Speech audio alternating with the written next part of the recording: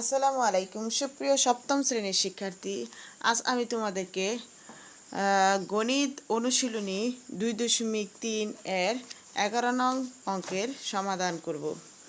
11 নং অঙ্কে দেওয়া আছে 5 জন শ্রমিক 6 দিনে 8 বিঘা জমির ফসল উঠাতে পারে। 20 বিঘা জমির ফসল উঠাতে 25 জন শ্রমিকের কতদিন লাগবে।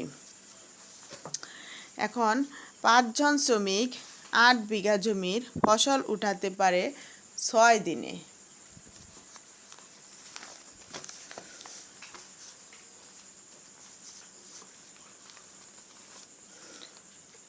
অতএব একজন শ্রমিক 8 বিঘা জমির ফসল উঠাতে পারে 6 গুণ 5 দিনে।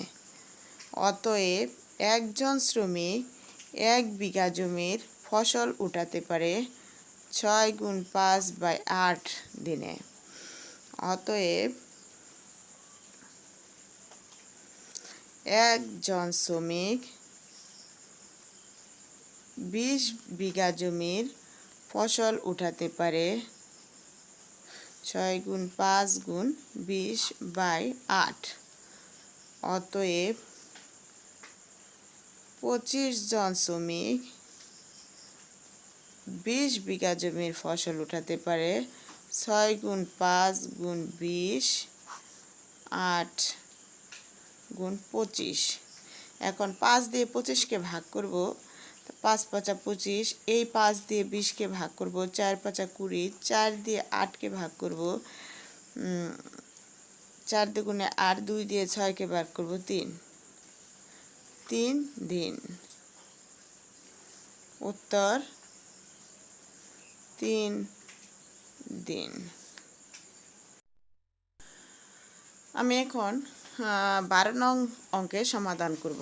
12 নংকে দেওয়া আছে স্বপন একটি কাজ 24 দিনে করতে পারে, রতন উক্ত কাজ 16 দিনে করতে পারে। স্বপন ও রতন একত্রে কাজটি কত দিনে শেষ করতে পারবে। এখন স্বপন 24 দিনে করতে পারে একটি কাজ। অতএব স্বপন 1 দিনে করতে পারে 24-এর 1 অংশ কাজ।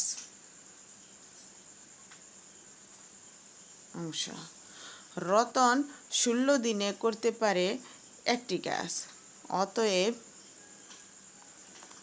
রতন 1 দিনে করতে পারে 16/1 অংশ।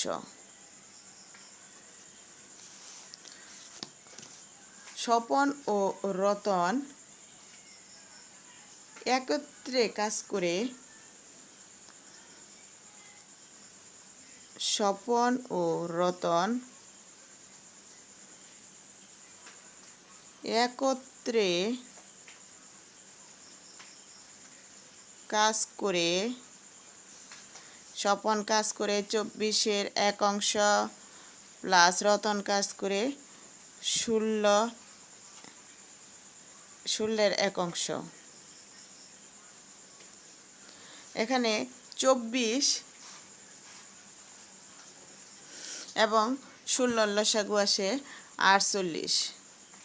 48 দিয়ে 24কে ভাগ দিলে থাকে 2, 2 দিয়ে 1কে গুণ দিলে থাকে 2 একে 2 প্লাস 16 দিয়ে 48-এ ভাগ দিলে 3, 3কে 1 দিয়ে গুণ দিলে 3 একে 3,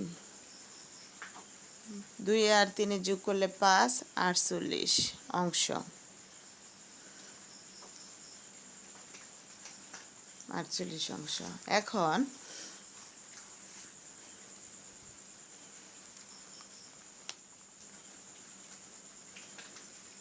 এখন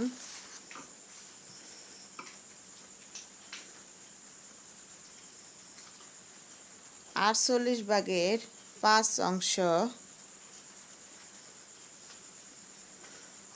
করে 1 দিনে। অতএব 1 অংশ করে 1 গুণ, এখন ভগ্নাংশ মানে উপরে নিচে চলে আসবে, নিচের সংখ্যা উপরে চলে যাবে। 48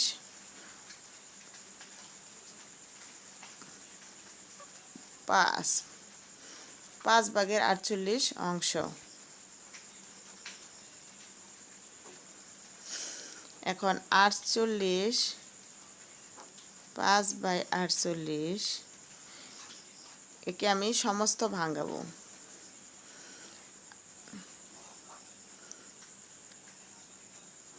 48কে যদি 5 দ্বারা ভাগ করি, 5 নং 45, 48তে 45 গেলে থাকে 3, তাহলে 9 সমস্ত 5-এর 3 অংশ।